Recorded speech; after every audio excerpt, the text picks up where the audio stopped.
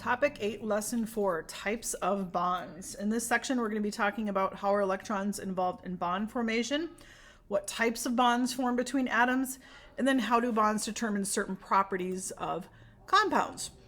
On page 368 and 369, open your book up. You're going to see a picture of, immediately you're going to be like, hey, it looks like a fingerprint, right? And that it is. So there's a compound called cyanoacrylate that we can actually use to see fingerprints when we normally wouldn't be able to see them. So this chemical reacts with the oil in our fingers, and then we can see it. So you want to go ahead and read page 369 to help out a little bit, but go ahead and answer the connected question on there. How does cyanoacrylate compare to the elements that make it up? It's a compound, so it's made of these different elements. So when we look at them separately, are they different from when they come together to make that compound? Another thing too with today's lecture notes, just like normal, in a time like this, I'm going to kind of skip through it. So I'm not going to give you work time like we do in class. So if you need to pause the video to answer the questions, go ahead, great. Pause the video to go ahead and answer the question. So ionic bonding. An ion is an atom or group of atoms with a plus or a minus charge. It has a charge to it. How does it get a charge? Remember, atoms are normally neutrally charged, right? Or no charge. Positives and negatives, protons and electrons, are normally equal to each other. When there's not a balance for that, if we have more protons or we have more electrons, it's going to be charged or have an ion. So atoms, remember, want to get a full outer electron shell. That's what they want. They want a full shell. That's their goal in life. So some elements will lose electrons to make that happen. When they do that, think of what they're doing. They're balanced, and now I'm going to take electrons. I'm going to give those electrons away. In that process of giving them away, I am more positively charged, and they form positive ions because they have more protons than electrons. This is what metals like to do, because remember, metals have 1 to 3 valence electrons. If an element gains electrons, so now think of those elements that have 5, 6, 7 valence electrons. They'll take 3, they'll take 2, they'll take 1. They're taking electrons. When they're taking electrons, they're getting more electrons than protons. They become more negatively charged, forming a negative ion. And this is what non-metals like to do. So think upper right-hand corner of the periodic table, right-hand side of the periodic table. Those are the things that are likely going to gain electrons, forming negative ions. So a neutral atom, if you look at the atom on the left-hand side here, I have the same number of positives and negatives, so it is neutral.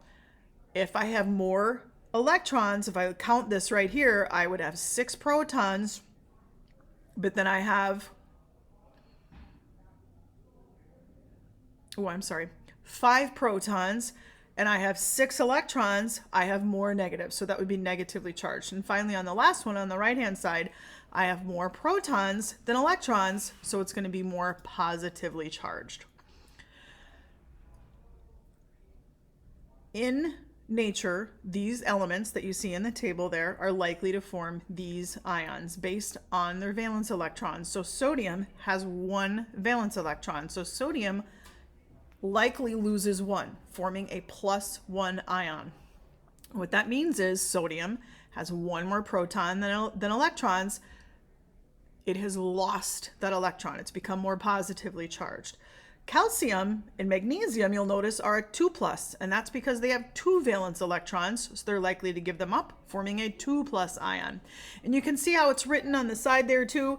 When we write it, you take the symbol and then you write plus or minus. Now you'll notice there's not ones there because remember, we don't like writing ones in chemistry. So if there's just a plus, you assume there's a +1. If there's just a minus, you assume there's a minus. So if you look on the other side, fluoride, chlorine, those ions, so fluorine, remember, has 7 valence electrons. So it likes to gain 1 electron. So when it does that, it forms a -1 charge.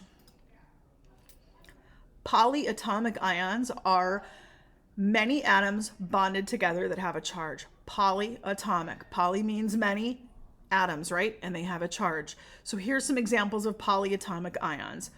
Ammonium, NH4+. So it tells you there that polyatomic ion has a charge of +1. Hydroxide, OH-, OH-1. Very important compound. It's what's found in a lot of soaps. It like stick in dirt particles. Nitrate, NO3-. Formula for phosphate, PO4 3-, and then finally sulfate, SO4 2-. So those are all polyatomic ions, many atoms bonded together that have a charge. On page 370, you have a model it. It says how ions form. An atom that loses one of its electrons becomes a positively charged ion. The atom that gains the electron becomes a negatively charged ion. So you'll see in the top here, potassium has 1, fluorine has 7. So what happens is potassium gets rid of its electron, becoming a positive ion. Fluorine gains that electron, becoming negative. So now they give you an example on the bottom here, calcium and oxygen. What's going to happen when they get together? Now calcium, we can either use our periodic table, or we can look over here and see calcium loses 2 electrons because it's a +2. Calcium on the periodic table, it's group 2, so you would have 2 dots drawn here. Oxygen has 6 valence electrons, so you should have 6 dots shown there. And then you can see where those ions come from.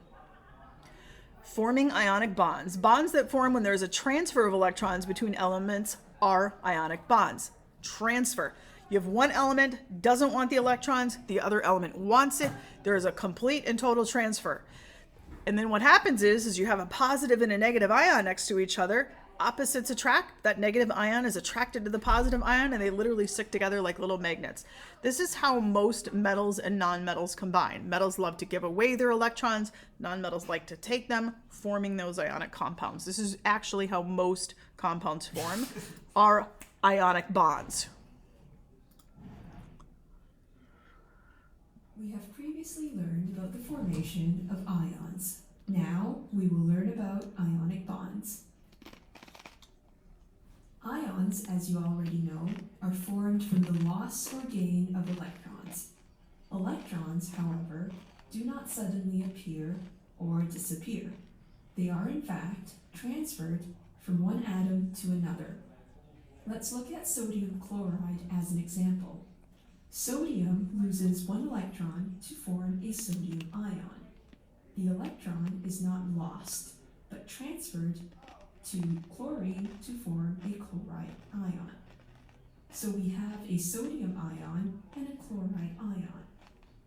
They are oppositely charged ions and will be electrostatically attracted to one another, much like how opposite poles of a magnet are attracted to one another. This electrostatic attraction is an ionic bond. Sodium chloride is an ionic compound because it is held intact by ionic bonds.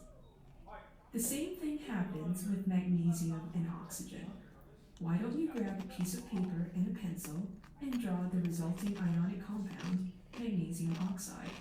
Please pause the lesson and resume when you are done.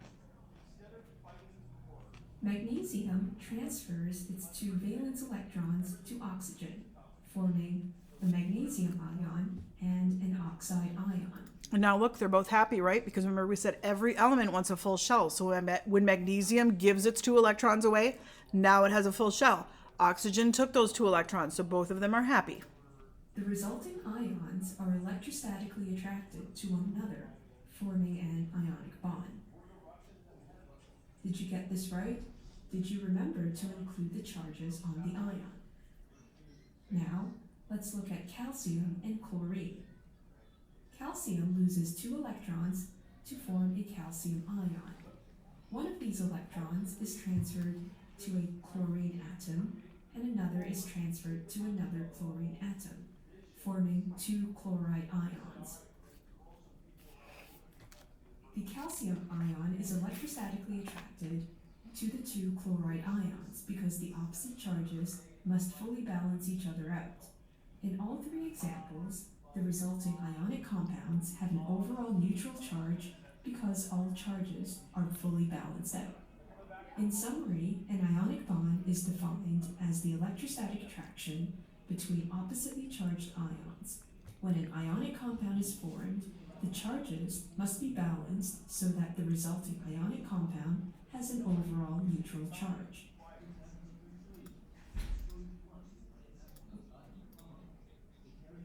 So on page 371 in your book, we have a picture of a salt shaker, very easily recognizable. Follow the steps to see how an ionic bond forms between a sodium atom and a chlorine atom. Complete the electron dot diagrams for the sodium and chlorine atoms as their ions. Before you do that, you should do the reading check. So write a statement that shows how the charge on an ion relates to the number of electrons transferred. So think about, what are the valence electrons? What are they going to do? Do they got 1? Do they got 2? They're going to get rid of them? Do they have 6? Do they have 7? What does that mean then based on my valence electrons? So in the picture here, just like on the previous page, you want to go ahead and draw the electron dot diagrams for sodium and chlorine. And then what happens when they get together and form a compound. So pause the video if you need to. Forming covalent bonds. Covalent bonds, co means share.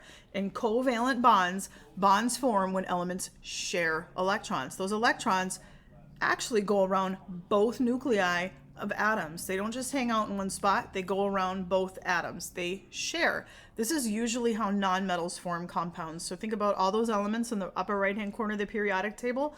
When they get together and form compounds with each other, so think like carbon, hydrogen, nitrogen, oxygen, they like to share. So if you look in the picture here, we have atom A that has 7 electrons. Atom B has 7.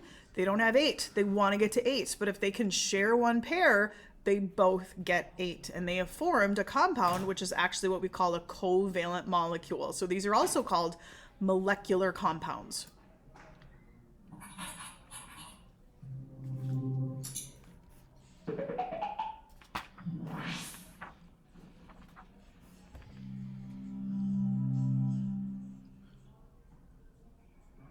Covalent bonds.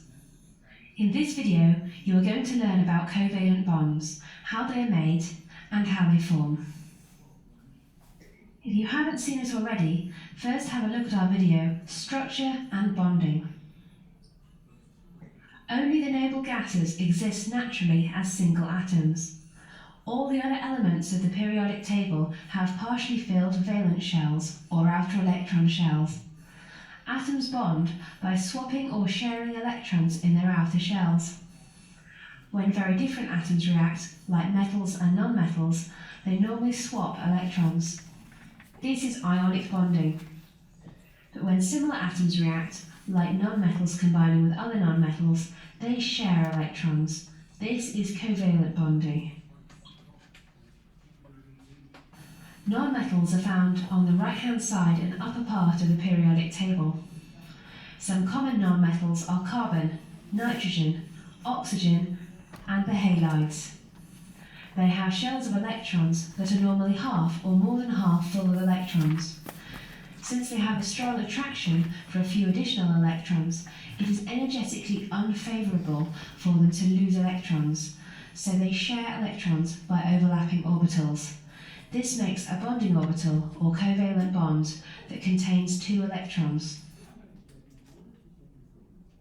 If there is space in the outer shell, a non-metal atom can form double or triple bonds, like in oxygen or nitrogen.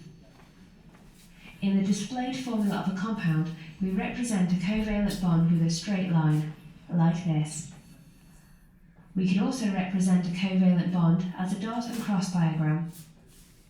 These diagrams show only the valence electrons.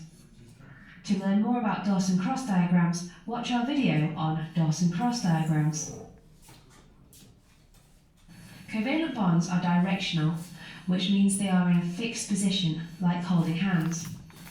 This is different from ionic bonds, which are formed with an electrostatic attraction between charged ions. The overlap between orbitals means that the atoms in covalent bonds are very close. These things make covalent bonds strong. There are 2 kinds of So notice how she just said it makes them strong. So think about that. Covalent compounds are going to be very strong compounds. So they're going to be hard to break, hard to melt. covalent structure. Small molecules, like water, and giant compounds, like diamond. Because the electrons in the bonds are evenly shared, bonds are not polarized. There is little attraction between molecules, and forces between molecules are weak. Compounds made from small covalent molecules have low melting and boiling points and are volatile. They also don't conduct electricity. Carbon and silicon tend to form giant covalent compounds. These bond in the same way, but instead of forming small molecules with 1 or 2 bonds, they form 4, making up huge lattices or chains of many, many linked up atoms, the basis of the organic chemistry of carbon or the chemistry of rocks. One common example is diamond, which is made of carbon. Each carbon atom forms 4 covalent bonds because it has 4 electrons in its outer shell to share and has space for 4 more. If every carbon atom forms 4 bonds with 4 other carbon atoms, and each of these forms 4 bonds with 4 other carbon atoms, and each of these forms 4 bonds, we very quickly end up with a very large structure. These compounds have very high melting and boiling points because you have to break covalent bonds rather than intermolecular forces to make them free enough to act as liquids or gases. The covalent bonds hold them rigidly in place in the giant lattice. Allotropes of nonmetals bond covalently. Allotropes are different structures of the same element. You can learn more about these in our video, Allotropes of Nonmetals. So a molecule is a neutral group of atoms joined by covalent bonds. So she talked about it a lot in the video there, but that's what a molecule is. Neutral, covalent. On page 372, here's our figures showing us about sharing electrons. So by sharing 2 electrons in a covalent bond, each bromine atom gains a stable set of 8 valence electrons. Circle the shared electrons that form a covalent bond between the 2 bromine atoms. So where are they sharing? You want to circle that on the picture. In figure 6 then, atoms can form single, double, and triple covalent bonds by sharing 1 or more pairs of electrons. So we've only seen examples up to this point where they share 1 pair. Sometimes it's more than 1 pair. So what type of covalent bond forms between 2 nitrogen atoms? So on that last picture, you want to go ahead and circle that.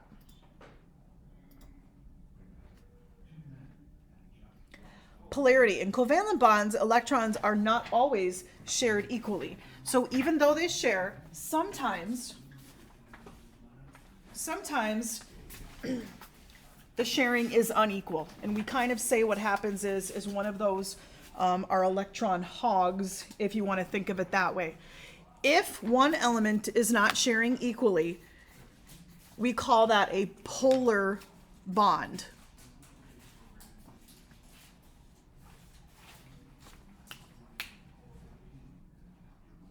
Oh, give me just 1 second, guys. Pause for a second. Hallie, are you reading or what?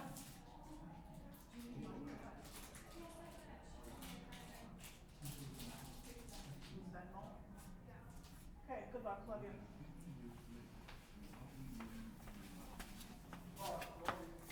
So in a polar bond, electrons are not shared equally. Water is a perfect example of a polar covalent bond. The oxygen actually hogs the electrons, so that side of the molecule usually is more negative than the hydrogen side, which is more positive, which on a side note gives water a bunch of really cool features.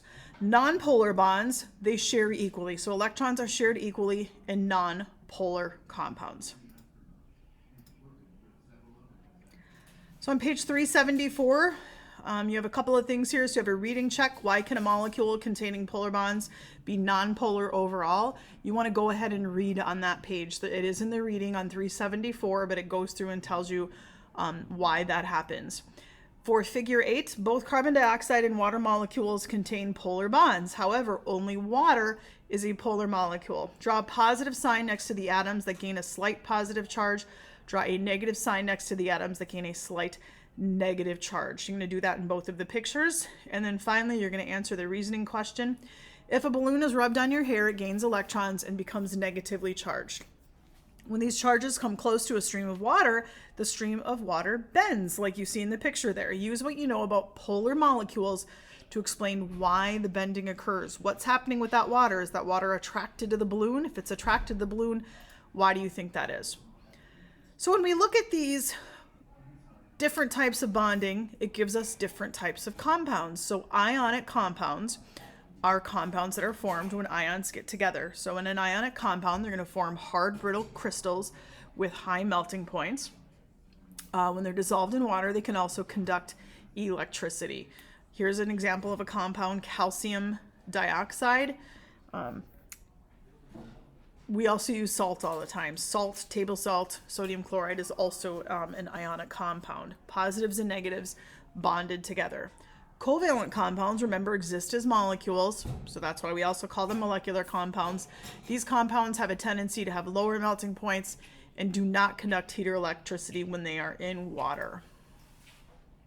So on page 376, you want to go ahead and do the math toolbox. We also have a reading check question on there. So a compound is a melting point of 812 degrees Celsius.